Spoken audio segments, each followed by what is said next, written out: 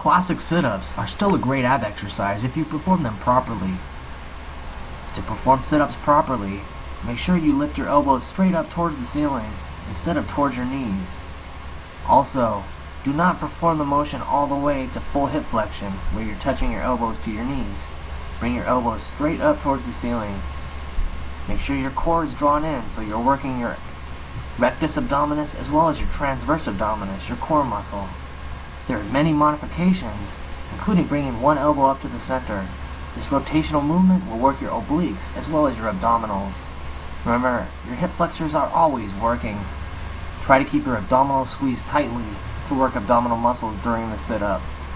You can also perform 2 twists when you come up to the center. This will work your obliques and keep an isometric contraction on your abdominals.